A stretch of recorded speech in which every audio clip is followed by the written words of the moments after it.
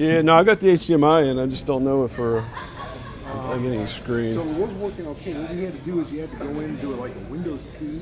Okay. In order to get a thing pop out and okay. select duplicate. Duplicate, okay. And then click on it, enter maybe. There you go. Okay. Yeah, that was useful for once. And you got both that one, and there's also I just need this one. I'll be good with this one. Oh, that one. Yeah, I'll use that one. That's even better.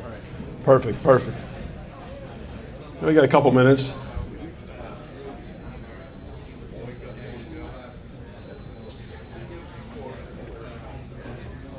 Yeah, okay, whatever. This is why I draw by hand, guys, because computers, you know. You got working? Yeah, I'll get it. It's all user-defined issues here right now. Here we go. There we go.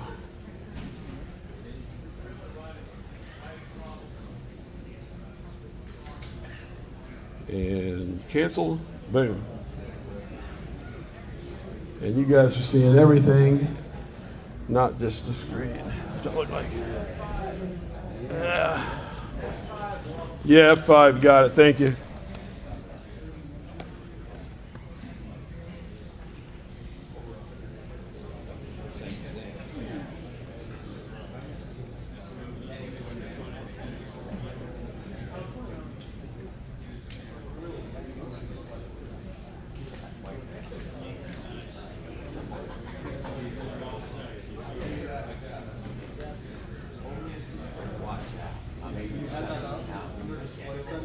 Yeah. Oh, got it. Here, I need someone younger than me that understands how to do this.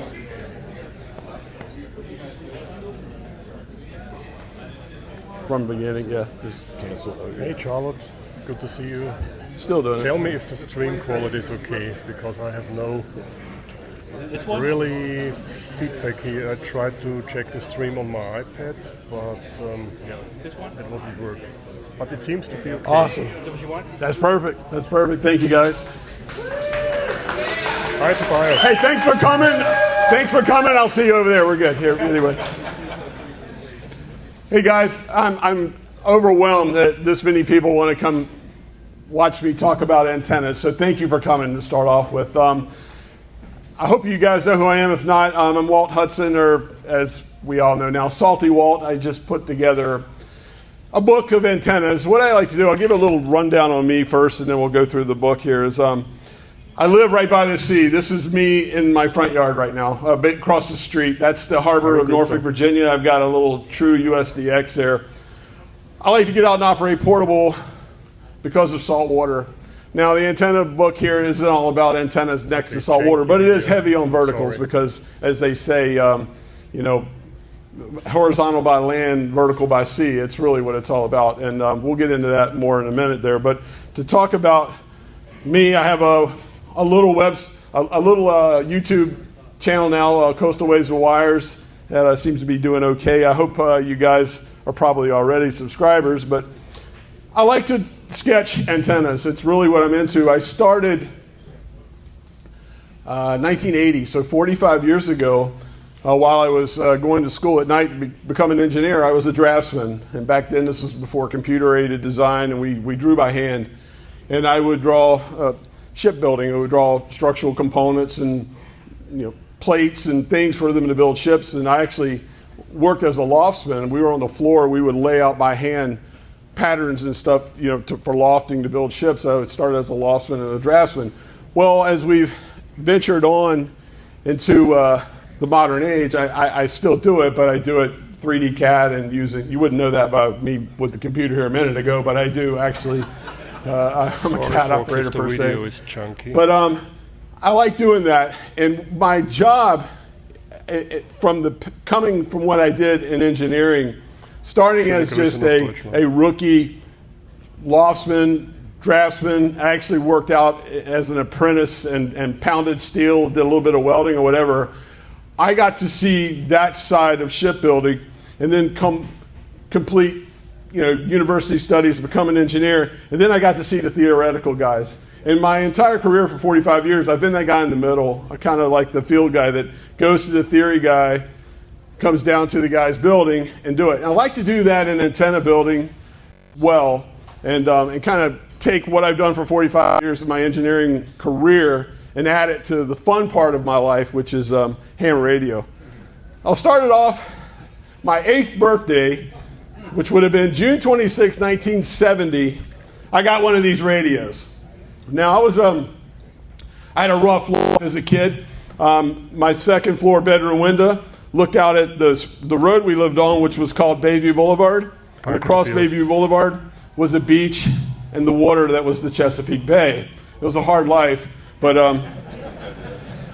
I discovered real quick then, in 1970 as an 8-year-old, I would sit in my bedroom at night, and we all have done it, I'm sure, listen to AM radio, and even with this little size of a ball, I would tune around, and it was just amazing what I could receive.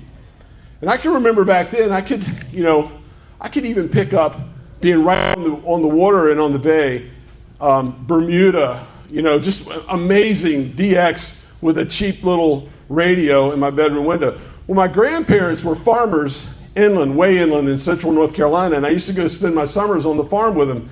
And I took my little ball there with them, and I was like, the best DX I can get is WSM in Nashville, which is like 300 miles away. It was a different world. It really was. And I get back home, and I'm next to salt water. So I learned at a very, very young age that there was some magic down here with this salt water. And there was something to it with radio. At the time, I was a kid, I didn't know really what it was. Well, fortunately, throughout my life, I've always been next to salt water because I work in shipbuilding. This is just got through building this. I was working, for those that knew I was in Rhode Island, this is a car ferry for the state of Maine that we just built. And I was working for a company called Senesco Marine up there. I was on a contract doing that.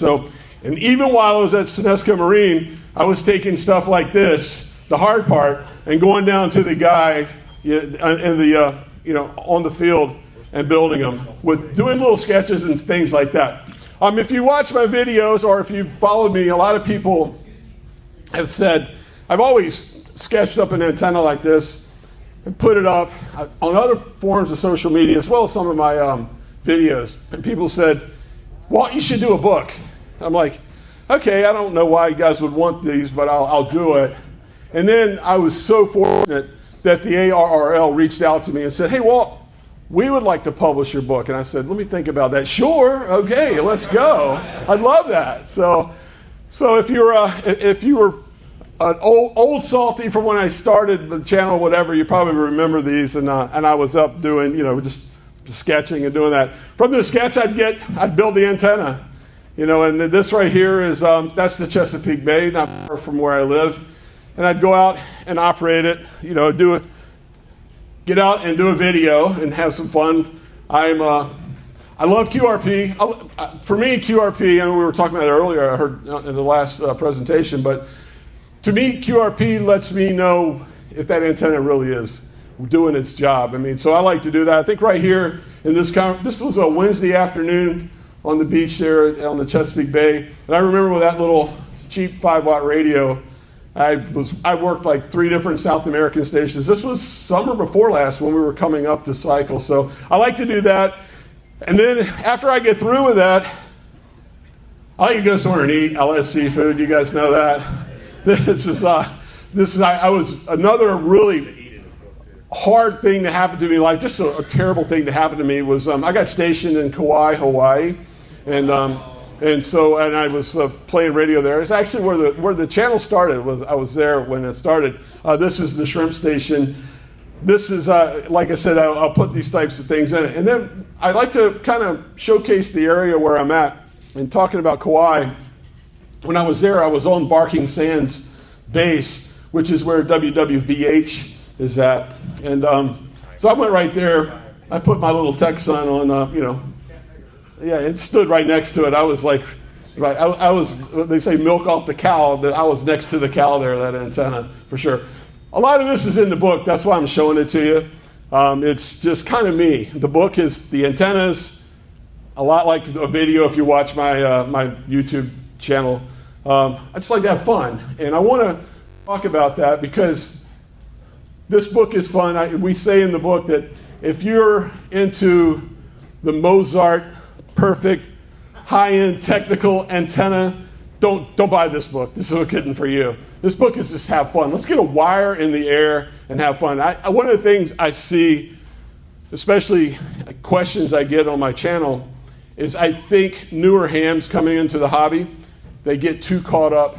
There's nothing wrong with learning and understanding the theory, but they get too caught up in it, and they're so worried about loss and what's going on with feed line and everything else that it kind of, like we call it, analysis paralysis. It just stops them. I will tell you this right now. Pretty much 90% of the antennas in my antenna book are major compromises, and they require a tuner to get them to work. You know what I mean? But the thing about these antennas are they work, and they work pretty well. If you've seen on my channel, doing it. We'll start out with some of the simple things. Antenna building is easy. To me, it is. It only requires a few simple tools: a tape measure, some wire, and a wire cutter, and maybe a roll of tape and a balun or on or something, and that's it. That's all you really need to get going.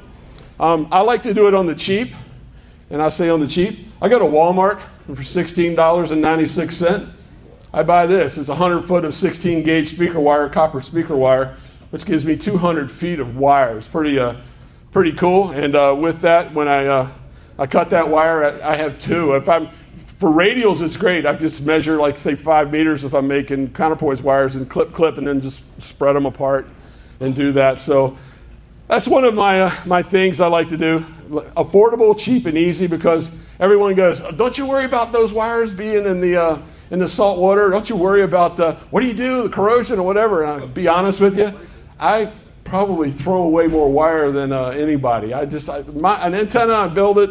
I try to save it in a bag if I'm going to use it again, and then it gets in the bottom of a box that a year and a half later I go, oh, there it is. You know what I mean? So that's how I am with wire. I'm probably not a good steward to the with wire, but for vertical antennas and maybe even for slopers, poles are important. You can go way high end and way low end. I know I was traveling when I first went to Poland. I was buying the little $20 squid poles or crappie poles or whatever, and put them in my bag. And those things, this skinny, the first windstorm would break off or whatever. If you don't have a pole, Callum didn't tell me to do this. I'm not advertising for DX Commander, but the Expedition pole is what I have two of them now. The 10-meter Expedition. Just about any antenna in my book can be built with this pole, and it's I love the thing. And if you, what I do love about it is I got a piece of 3/4 inch PVC pipe that's about 1 meter long. I just extend the pole, screw off the bottom, put the PVC down in the dirt or sand or whatever, and just slide it right on. And it's an amazing way to support an antenna. There are other ways as well. For you guys that fish or live by anywhere where there's a tackle shop, bait and tackle shop, you can get these for about $7.99. They're a surf rod holder or a fishing rod holder. Beach umbrellas, man. Beach umbrella holders are another thing that I like with the smaller poles. I will be honest with you, the DX Commander, I haven't found a beach umbrella holder yet that'll hold my DX Commander pole. It's just a little too stout for it, and there's the openings there. Another thing, and this is not an advertisement for LDG, although I did see LDG has an ad in the book, which makes me happy because I have the collection, all but one. LDG made a 49-to-1 that looked like this. That's coveted. I can't find one. I can't even find one used, but I have all the others. I have the 1-to-1 balun, the 1-to-1 choke, the 4-to-1 balun, 4-to-1 unun, 9-to-1 unun, and I think that's it. So if you're going to start building antennas, feed point is important. You don't have to rush out and buy a LDG. That's what I use. I like them. To me, they're easy. I can just tape them on the bottom of the pole, hook the wires up, and go. A lot of people like building their own. That's cool. And I know my friend Smoking Ape. He's kind of like he's the guy for that. He'll tell you how many turns and what you need and all that stuff. He's got a great channel, and I enjoy watching that. But I'm lazy. I just buy mine, and it's how I do it. Another thing as we get off and we start with vertical antennas is counterpoise wires. There's a lot of talk on this, and a lot of people say, you need this, you need that, they need to be tuned or whatever. I personally have found that for me, being close to salt water, I could probably use any piece of wire I want as long as it's touching the ground that's kind of saturated over to the water. It works great for me. But I did do a little sketch. I was watching, talking about Callum McCormick and Rudy Severns. He did a couple videos where he was quoting him. I went and did some research on Rudy's writing as well. And I put this together. This is in the book. Just kind of a little theoretical gain on the amount of counterpoise wires and what they do for a vertical antenna. All that's in the book. I don't want to go down a rabbit hole of talking about the counterpoise wires because we can debate that all day. I know a lot of people, it's funny on my channel, they always use, Walt, why don't you try raised radials? I'm thinking, I'm sitting on top of the world's greatest ground plane, salt water. I don't think that's great. Maybe I'll do it just to do it, but no, the reason I lay mine down is because my location. Same with quarter wave vertical is an antenna. If you look back at some of my earlier videos, this used to be, this was the holy grail for me for operating because it's easy. It's a resonant antenna. And I put together in the book, there are equations, the equations in the book as well, but some people just want to build. In my book, I kind of went for middle of the voice parts of the band and did a little quick reference there for quarter wave verticals. And if you haven't built an antenna before, a vertical antenna, start here. It's easy. It's like I just showed you all the cheap parts. It's a great way to begin building vertical antennas. Then get out and do it. Where was that here? Oh, this is Kitty Hawk, North Carolina. Another thing that happens to me, if you can see how rough the surf is here, is lesson learned. You don't have to have your counterpoise wire in the salt water. I've learned that the hard way because I've had the salt water overtake me, and I've been walking with salt water up to my ankles, saving my stuff there. There are ways where you can get back away from it. Question I get a lot is, Walt, what is your favorite antenna, the DX Monster, the number one antenna for you when you're operating with a vertical antenna portable?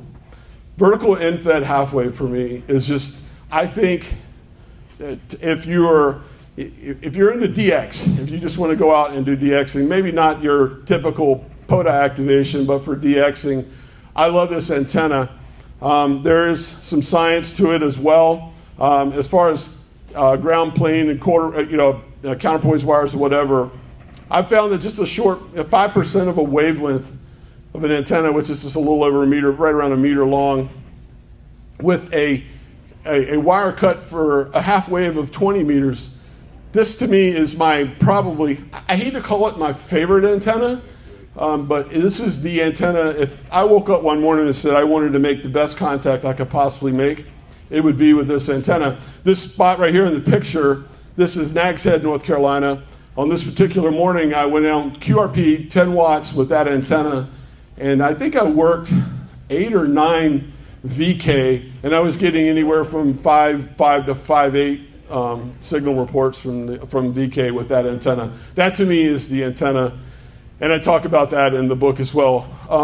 On a variant of that, or basically the same antenna, is a half-wave vertical for the 10-meter band, and where we're at right now in the solar cycle, 10 meters is epic, and I think it's going to stay that way when it is open. I know there's other things happening too. Middle of the summer, you got delayer absorption and things going on. But when 10's open, I love the halfway vertical there as well.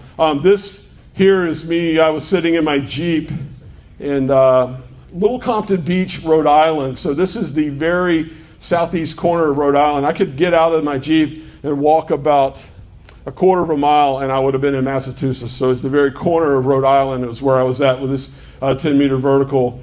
And just an amazing performer with that. I found with the lower bands, like 49-1, everybody knows the classic 49-1 in-fed half wave for, 65, 66 feet long for 40-meter band and gives you 40, 20, 15, and 10.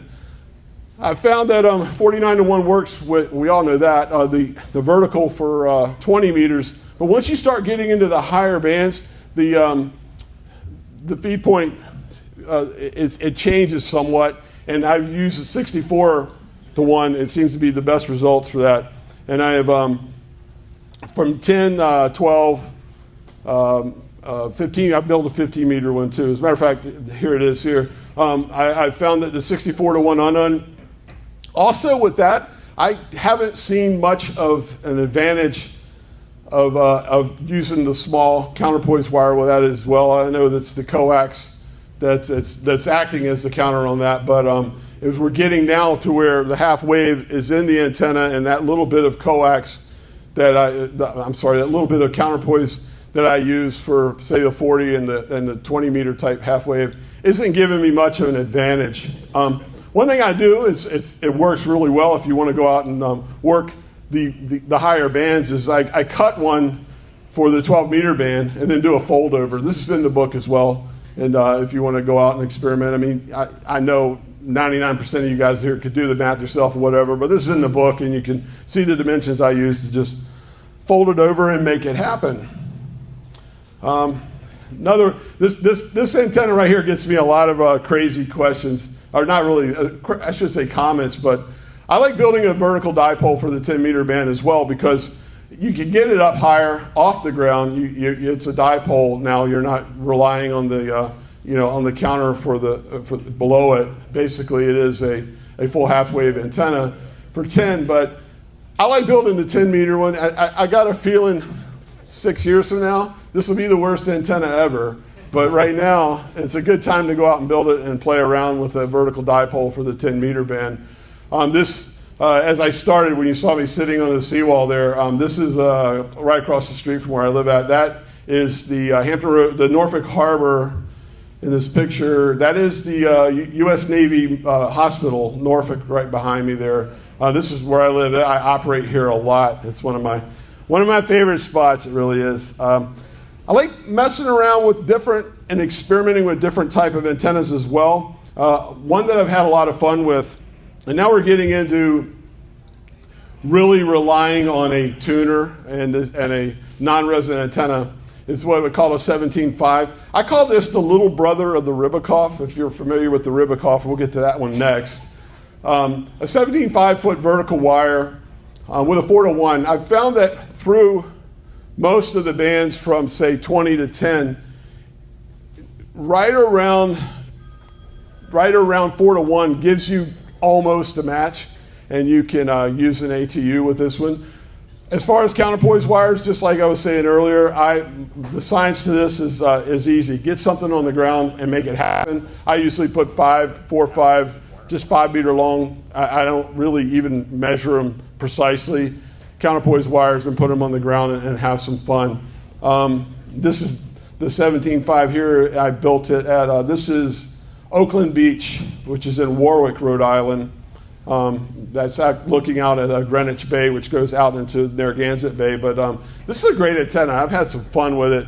And I call it the little brother of the Rybakov antenna. This is an antenna that, it's funny, Mike Kinderconnect, I saw him, he's here, into MAK. He and I were having some adult beverages last night and discussing a 3/8 wave antenna for 20 meters. And Mike brought it up to me. He goes, Walt, it's kind of the Rybakov, and it is close to being a 3/8 for that.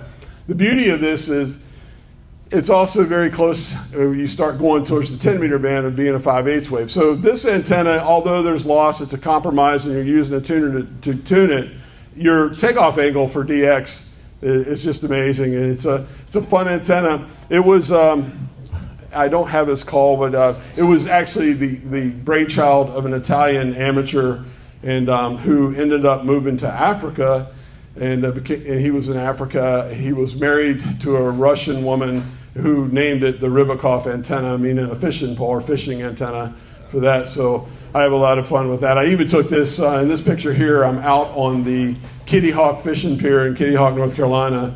I took it out there at the end of the pier, and I remember I was talking to my friend K4OGO over in Brisbane with this QRP, with this antenna on that pier sitting out over the water. And like I said, I know I'm a saltwater guy. I mean, that's just what I do because I'm fortunate enough to live by it. Mike and others have built these antennas well inland. Mike lives in the Buffalo, New York area, and he's had some fun with that. If you want to see pretty much most of the stuff I do, Mike and I are friends. He's built a lot of these as well. Go check out his channel as well, Into MAK. And he shows that even in Buffalo, New York, he's not talking to Brisbane, Australia with 5 watts, but he's still getting out and having some great time with this antenna as well. Mike and I were also talking last night, and this is another thing, and we were talking about random wire antennas. And the one thing about random wires is they're not random. They're parts and there's lengths that you really need to hit. For verticals, I've found that the 17.5, which kind of is in this class, the Rybakov, which is 25 foot, is in this class. And then 3 more that I've built, and I really think they're just monstrous antennas for DX, are 29 feet, 35.5 feet, and 41 feet. And that's about the only thing you can get on a pole. If you can find a pole that can hold a vertical without guide wires, that'll hold something more than 41 feet, please let me know. I'd like to have that pole because I can't find it, and I would definitely do it. But this is I believe what we're looking at here is the 29 foot. This is on the beach in Kill Devil Hills, North Carolina, out on the Outer Banks. You guys see a lot of the Outer Banks in me. It's because I live in the Hampton Roads, Virginia area, and it takes me about an hour and a half to get to the Outer Banks, which is my favorite part of the world. So I was thinking around, I was like, you know what? I want to design an antenna. This was my idea here. It's a brainchild of mine. I wanted to have an antenna that did not require a ground plane. Everyone talks about the no radial antenna, whatever, and then everyone goes, it's a dummy load or whatever. So I was like, I want to overcome that. So I was thinking, we were talking about those lengths earlier, 17.5, another length that would work would be 20.5 feet. I've actually built a vertical at 20.5 as well. I was thinking, how can I put those lengths, those random wire lengths together and build a vertical that didn't require counterpoise wires? Because I like to operate on the beach, but as you all know, when you go to the beach in the summertime, you're not going down by the salt water in the summertime. It's going to be nothing but people walking back and forth and in the way. So I thought about it. I said, you know what? I got an idea. I'm going to do something that's going to be kind of like an off-center fed vertical.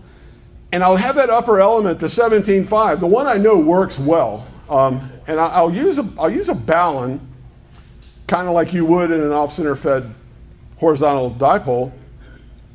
And below it, I'll stretch it out. I'll put enough to make it 20.5 feet. So overall, this thing is fitting in that range of where it's not resonant on any of the bands I want to go on or any of those multiples. The feed point is down low enough to where, say, 200 ohms or so, I could put 4-to-1, bring it into 50, and make it work.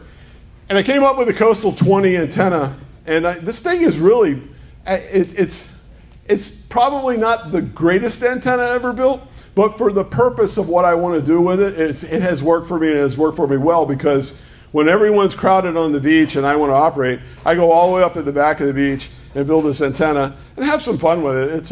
It's a fun antenna. And if you look at the picture here, this is Norfolk, Virginia.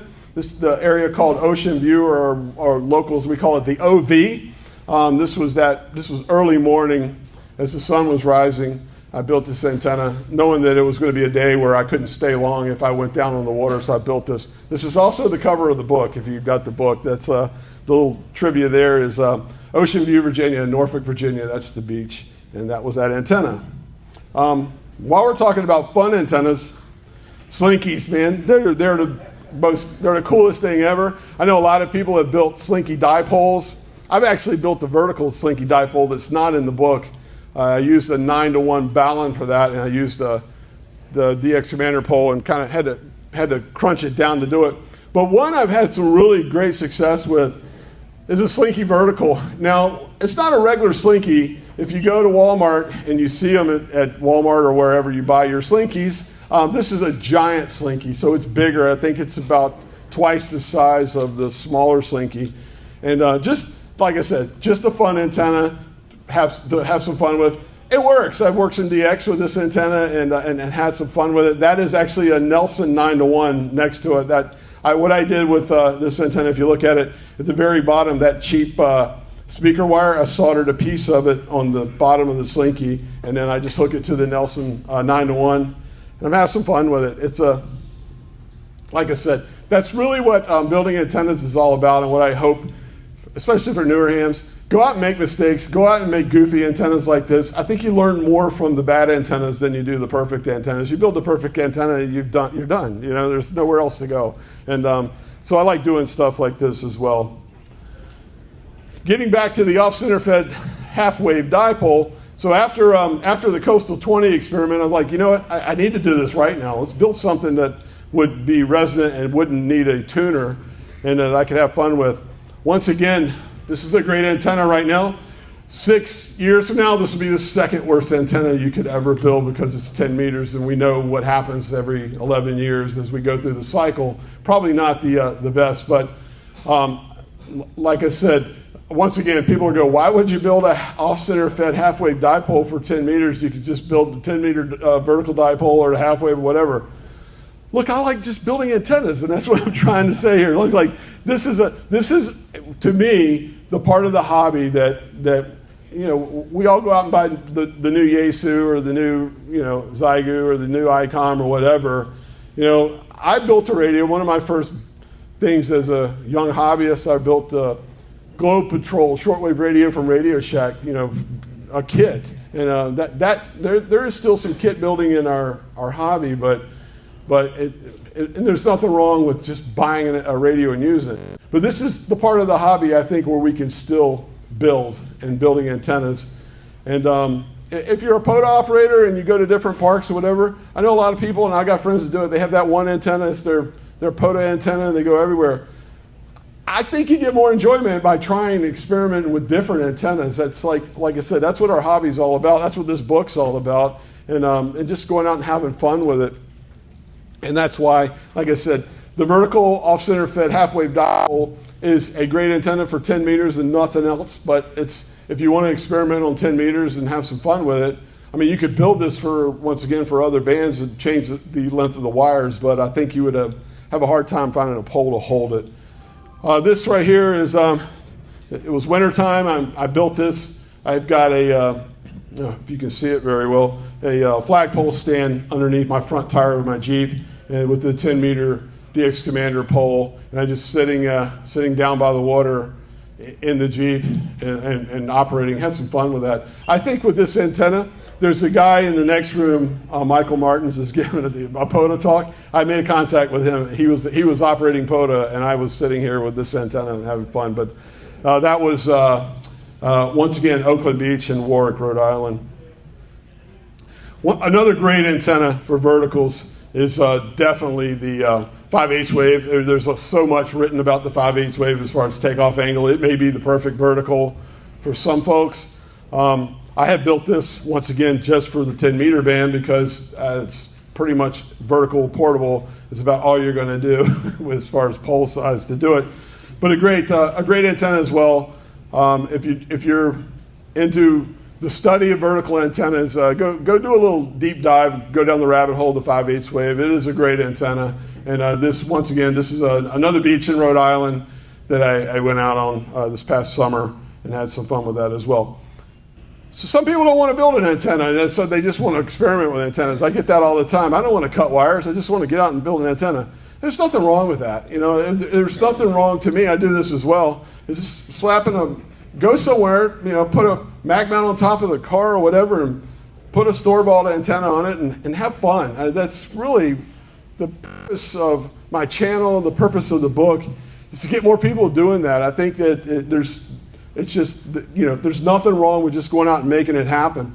And if you don't want to cut wires, I mean, hey, ham sticks. You can go buy a ham stick if you can see that. But a ground rod with a what we used to call the old CB trucker mirror mount and counterpoise wires on it, and screw it right in with a 3/8 threaded socket at the top. You can switch off different ham sticks or whatever. I love ham sticks as well.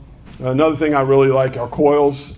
This is the Slidewinder DX coil that I have for 40 and under, 40 meters and under. This is, I think it was Virginia Beach, Virginia on this particular day. And my family's from the UK, but I'm an American boy, so I also have a Wolf River coil made in America there as well. It's another great coil to get out and use. This is, and these are in the book as well, I'll talk about it. This is our city park in the city of Portsmouth, Virginia. This is an antenna I get asked about a lot. Loops. This is a great antenna if you get it tuned for one frequency and you're going to call CQ and stay on it, a mag loop. I have almost beat my head against the wall trying to use a mag loop. Everybody thinks this is the antenna you could take with you traveling and operate in a hotel room with. I tried that a couple times. I put the antenna up and just drank a beer. It was tough. It's a great antenna, like I said, if you have patience. Learning how to tune it as well. This is right across the street from where I live in Virginia in Portsmouth. That's Norfolk, across the river from me there. I will say that there's an art to using a mag loop. What I would do is turn my volume all the way up and just listen to the noise level as it goes shh. Get it as high as you can. Get over there, look at where it's at, and before you go back to hit it again, hit the tuner button and just go. That's how I do it with that antenna, because it's a bear to tune. But I don't want to hurt anybody's feelings. That if this is your favorite antenna, God bless you. You're a heck of an operator, because I struggle with this antenna. Moving on, I've also built quite a few horizontal and sloping antennas as well. For 2 years, I was traveling back and forth I was working in Poland. I was working at a NATO base in Poland. And our company rented me a house with a big backyard. And the owner of the house was like, I asked him, I said, can I play ham radio here? Can I use the backyard? He goes, yeah, do whatever you want. I don't care. I was like, oh, great. And then going through the CEPT agreement with Poland from the FCC, I was able to operate, and the cool thing was you have a limited amount of time you could operate. Well, I was there for 2 months and home for 6 weeks, there for 2 months, so I would reset every time I'd come back and forth to the States. So for a little over 2 years, I operated as Sierra Papa stroke Kilo 4 Oscar Golf Oscar, and now try to break a pilot with Sierra Papa stroke Kilo 4 Oscar Golf Oscar. I think when people would come back to me, especially Juergen, I know English isn't your first language, Juergen, but you know how hard it is when you're in Europe, people speaking English, because that is the language used, and then trying to hear me, who went to grade school in the Mississippi Gulf Coast, Sugar Papa stroke Kilo 4 Oscar Golf Oscar. They're like, Come again. And I think one guy got it right the whole time I was there, so shame on me for that. But you know what they say, if you speak 2 languages, you're bilingual. If you speak 3 languages, you're trilingual. If you speak 1 language, you're an American. So we were there, and that's what I did. So, but getting back to, getting off base here. I built quite a few different sloping and horizontal antennas there. And my secret sauce there, I had to bring a little bit of the coast with me, is fishing line, a monofilament fishing line. So when I build my dipoles, what I would do, and this is a dipole I got from my friend Tim, N9 SAB, and took with me over there, just a regular dipole. I would slide the dipole on the fishing line, because I could pull the fishing line as tight as I wanted it to, get 40-pound test line, fishing line, and run it across, and just slide the dipole on it and tape it off or whatever, and had some fun with that. This is my backyard in Poland. I think it was about 10:30 at night. I was up on near the Baltic. It was about 10:30 at night here, and you could see that we still had a little bit of daylight. I remember, I think from the middle of June, there was a couple nights, I think June 21st, we had about 45 minutes of total darkness where we came out of what's called nautical twilight into dark and then right back to nautical twilight. This was the nighttime here I think in the middle of June when I was doing it. So that was fun too. I had a lot of fun over there. If you ever get a chance to travel out of the country and you have a way to do it with, be it the CEPT agreement or you can set up ahead of time. I know like the Bahamas, you have to get a license ahead of time, whatever. I think it makes you a better operator being in a different place. For me, Europe, it just was, like I said, it made me a better operator. What a cool experience for me. I got to do it off and on for 2 years. And it also, having that backyard, it forced me out of my comfort zone of having the salt water and all that and building other type of antennas and learning. And I know one time I went over there with just that little FX4CR little radio. I just gotten it like 3 days before I was taking off on the trip. I said, should I do it? I'm going to take it. It's going to be the only radio I'm taking. If this radio isn't what it's said to be, I'm going to have 2 months of misery. And I forced myself to really learn the ins and outs of that radio, and actually it ended up being a lot of fun. I had a lot of fun with it. So up in my bedroom window there in Poland, I also found that I could have the balun or the unun inside the window. Fortunately, it was wooden framed, composite, and run the wire right through the crack of the window and out. And there I built a lot of, we were talking about random wires, taken off where I could only go up to 41 feet for vertical. I built some random wire slopers, 41, 58, was it 71, 84, and I did build a 107 footer, but I had to get a pole on the other end, and I kind of made it like an inverted L, and had a lot of fun with these antennas. And once again, the counterpoise, I would put a little bit of some sort of counterpoise on it. Mostly with the infed half wave, it was like 6.5 feet or 1.98 meter, 2 meter one. With the random wires, I'd put a little bit shorter. I would just stick like a 17-foot wire hanging off, and I'd hang it out the window as well.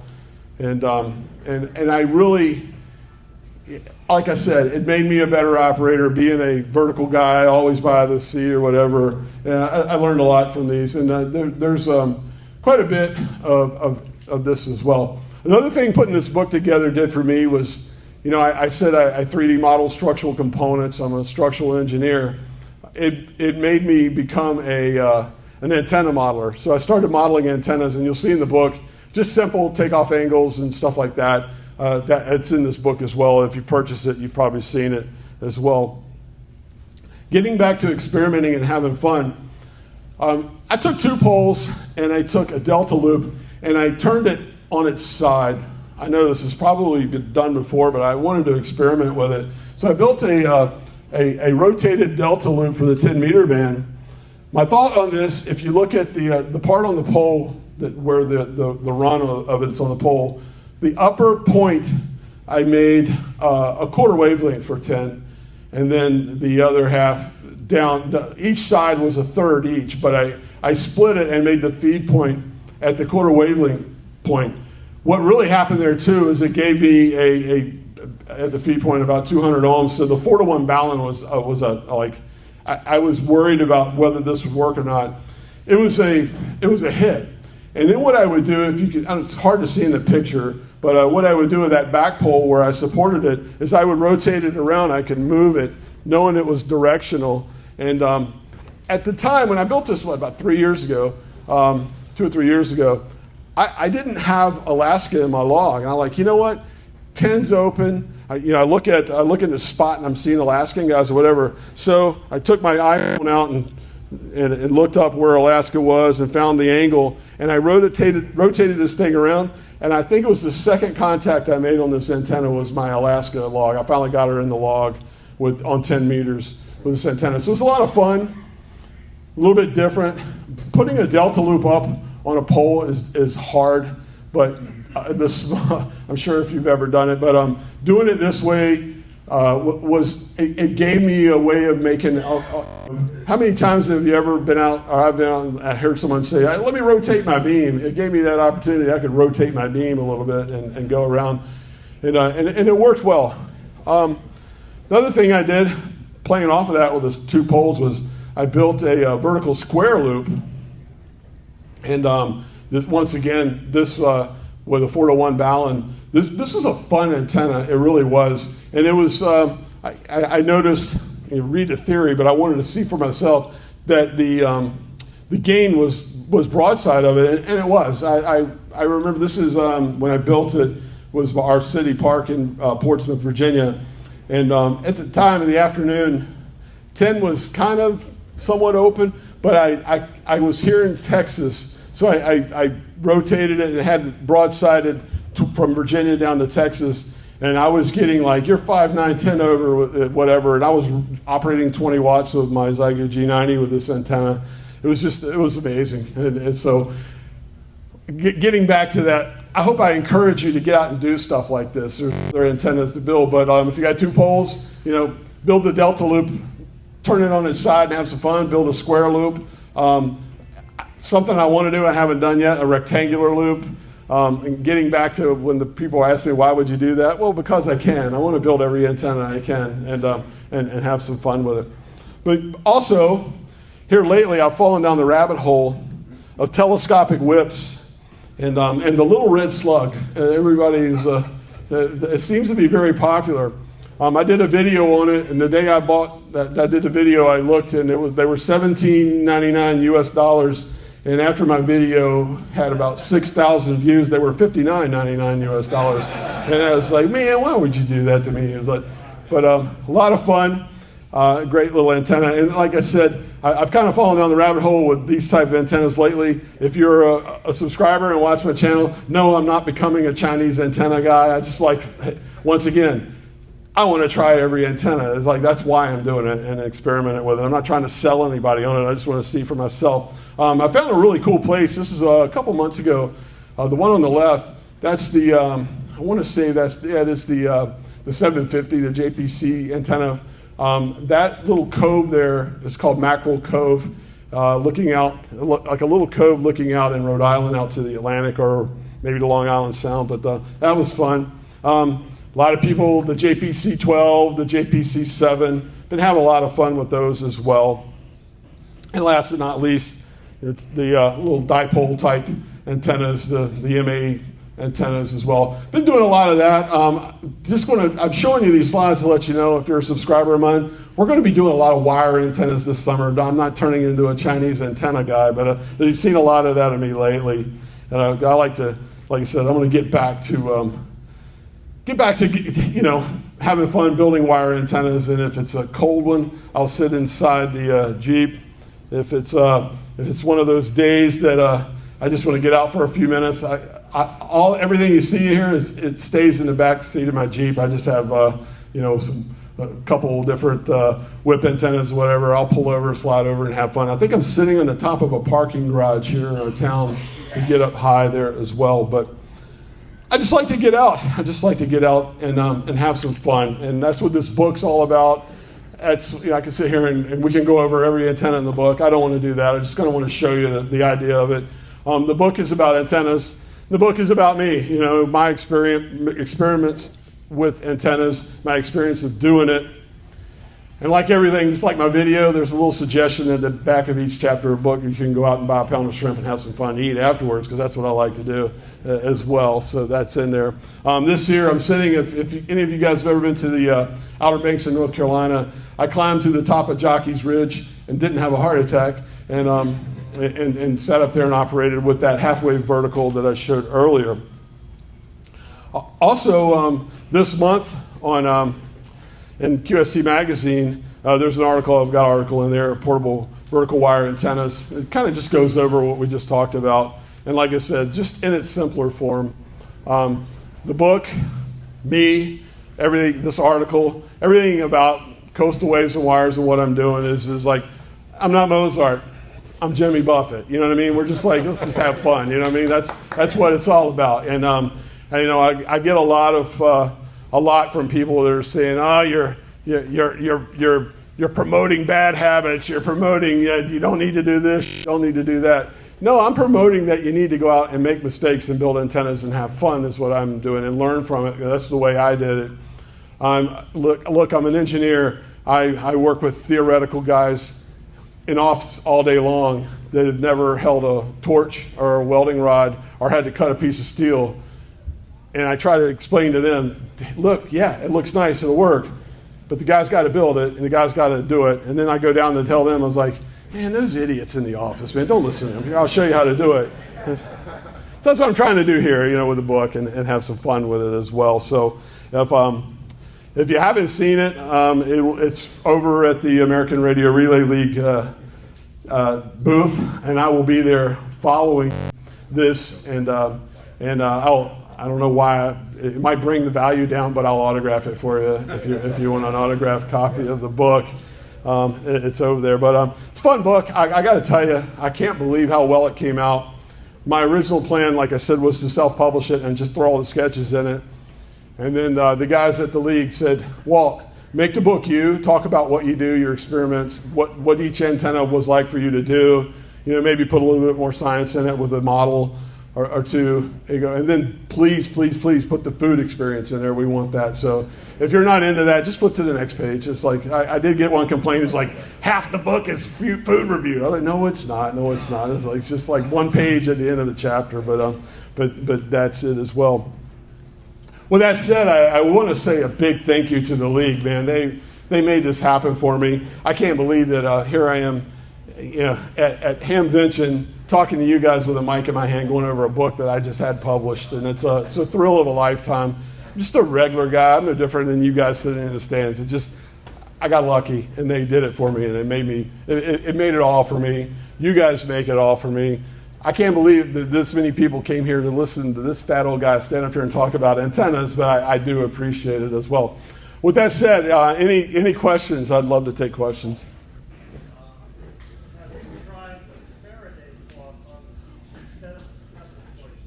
Have I tried the Faraday or the magic carpet? I haven't. I would like to. I tell you what I have used. It's Ham Radio Rookie. He sent me his antenna with Faraday tape on a pole. I use that. To be honest with you, I haven't. Michael Martin's next door is heavy into that, and I've watched him. As a YouTuber, when I do videos, I watch what's going on around me, and I try not to like do the same thing other people are doing. But I do want to do it, and I think time's gone by now, so yeah, you might see that happen here. Yeah. Man, just, you know what? I'll just let it get a little wet on the side. You know what I mean? And that'll. The sea breeze. The sea breeze. I live in Florida, so out on the beach. Yeah. The Faraday cloth, just make sure you got something really good. Oh yeah, that makes sense. Maybe put like a little